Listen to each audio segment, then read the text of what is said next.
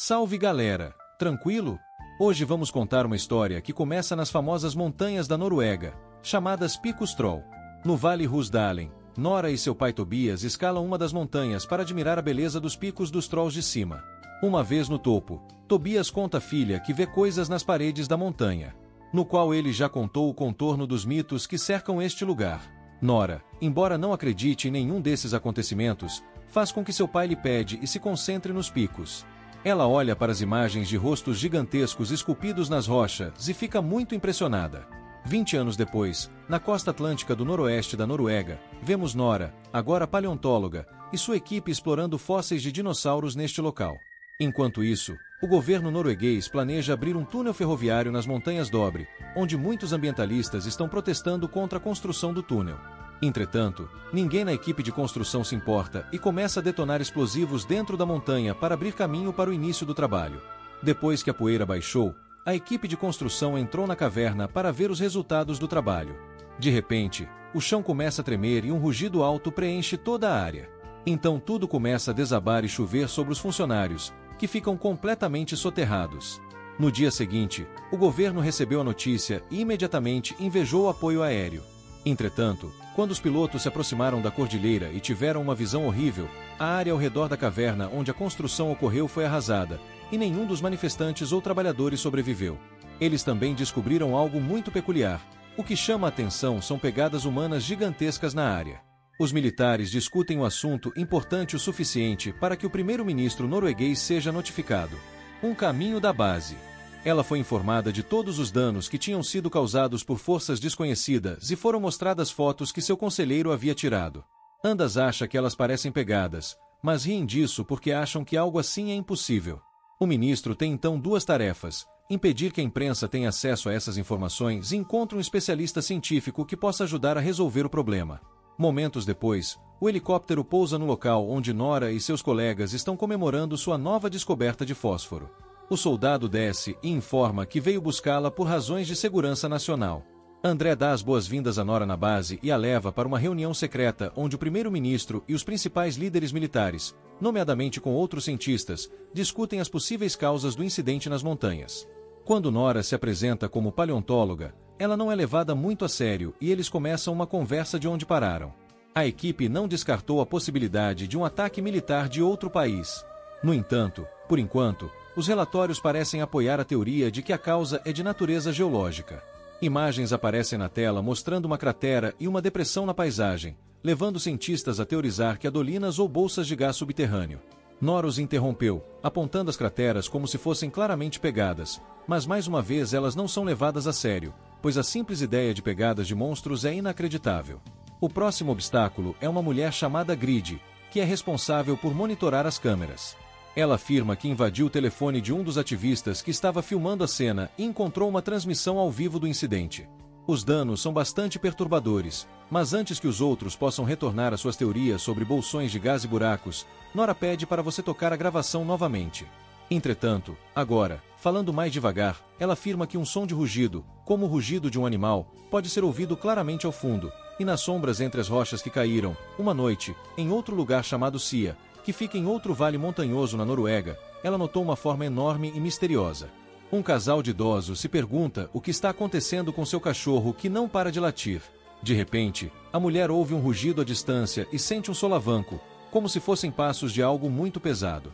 O som fica mais alto e a casa inteira começa a tremer. A dupla escapa rapidamente para o porão antes que tudo comece a desmoronar. Assim que aconteceu o terremoto, a energia acabou, então o casal saiu e encontrou sua casa completamente destruída. Mas felizmente, se o cão estiver bem, ainda podemos ouvi-lo mais tarde.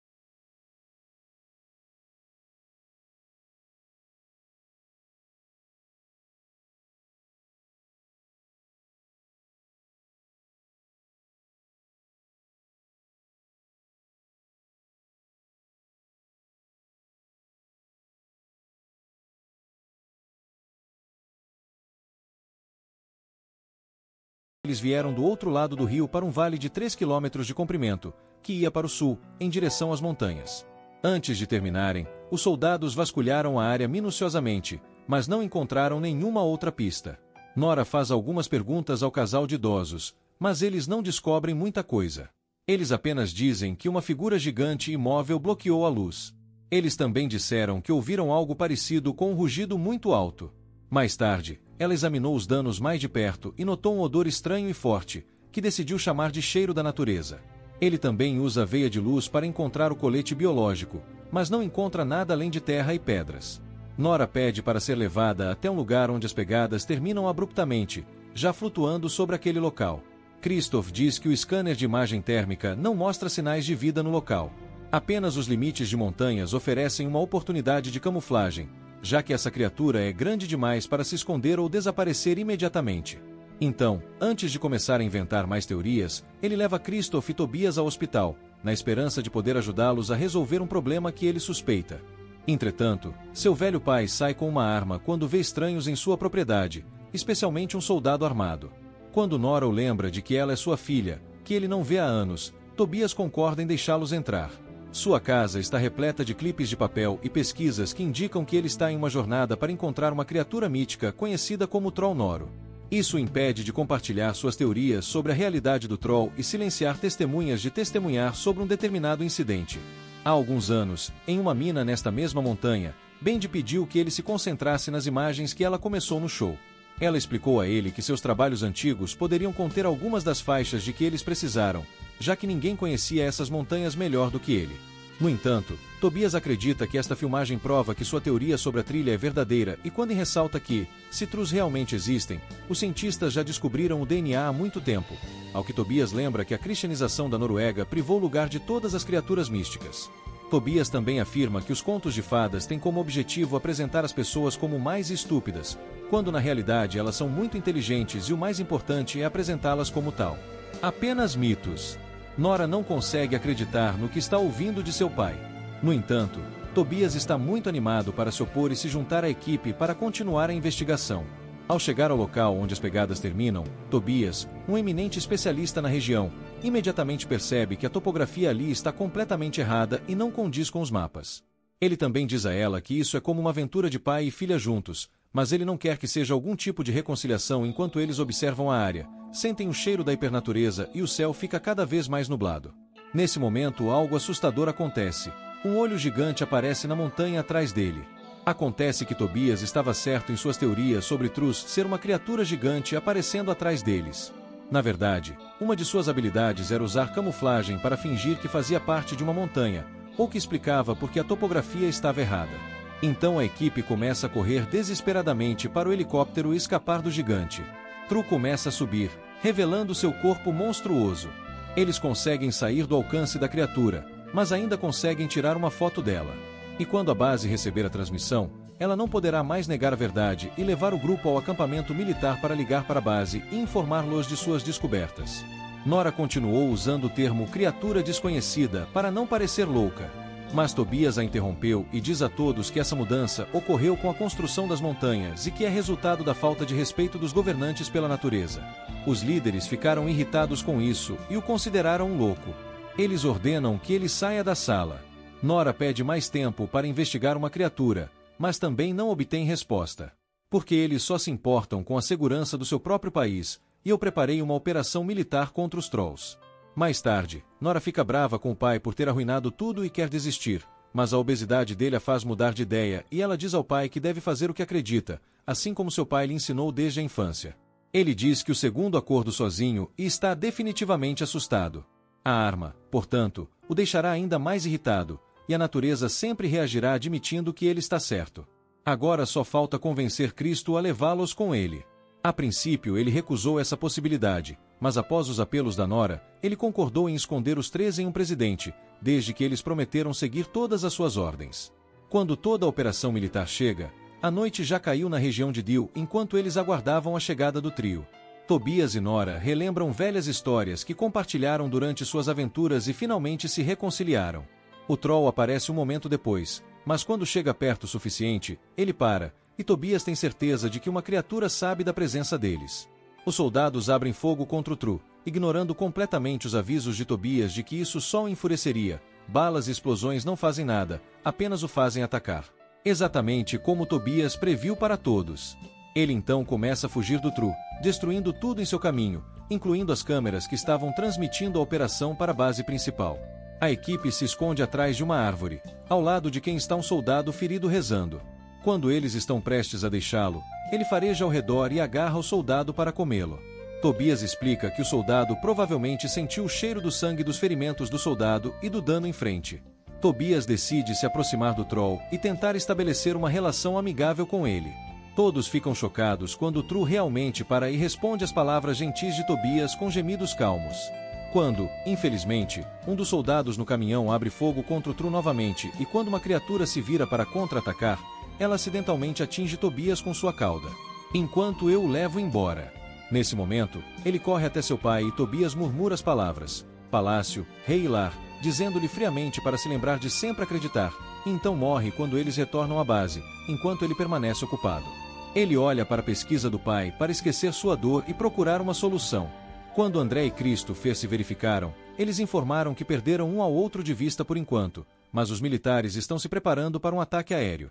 No entanto, eles acreditam que esse ataque terá o mesmo efeito que o primeiro, o que significa que eles precisam pensar fora da caixa.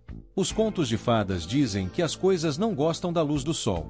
A segunda pista é a menção de Tobias sobre como esse material foi destruído durante a cristianização da Noruega, o que dá uma ideia a Nora.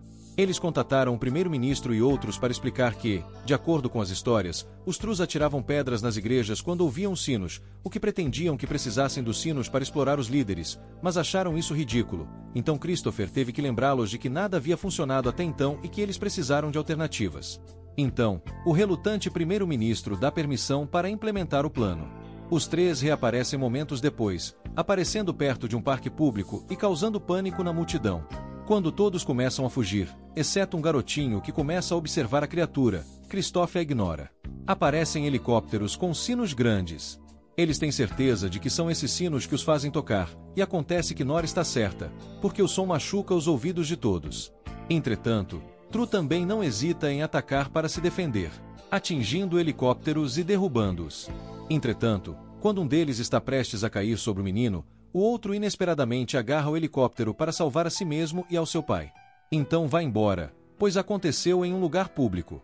Agora o mundo inteiro sabe sobre o Troll e que ele está indo para a capital, Oslo. Agências de notícias em todos os países estão relatando algum evento, e clipes gravados em celulares estão se tornando virais nas redes sociais. Quando a equipe retorna à base, o primeiro-ministro, irritado com Nora, a ignora completamente quando ela ressalta que os sinos têm algum efeito e que eles deveriam tentar novamente de um ângulo diferente.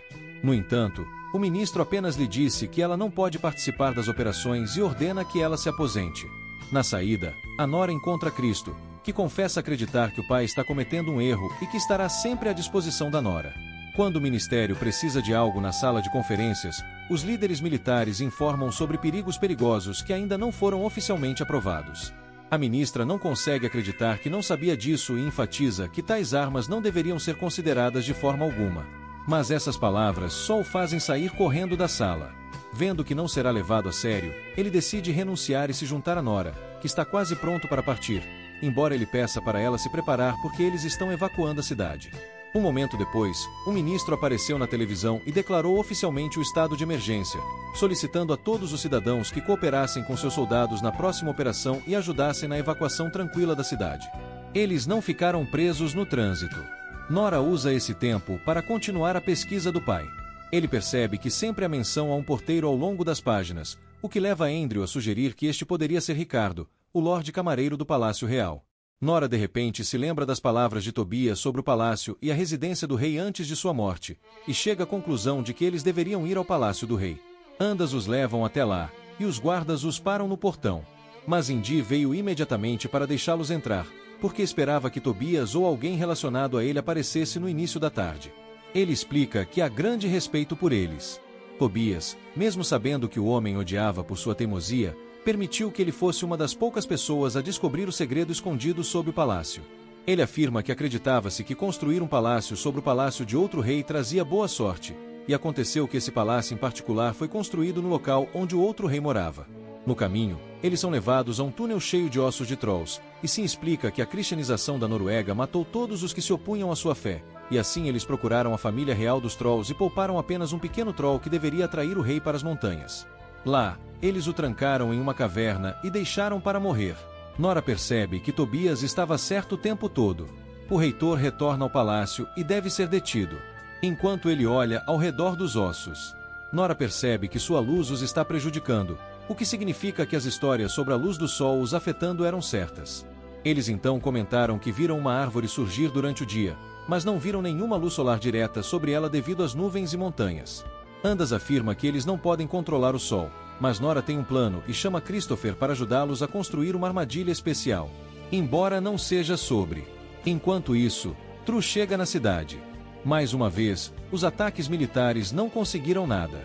O primeiro-ministro, portanto, autoriza o uso de mísseis secretos, percebe que os líderes estão se preparando para lançar esses mísseis e os convocam a avisá-los, o que significa que eles devem encontrar uma maneira de ganhar tempo.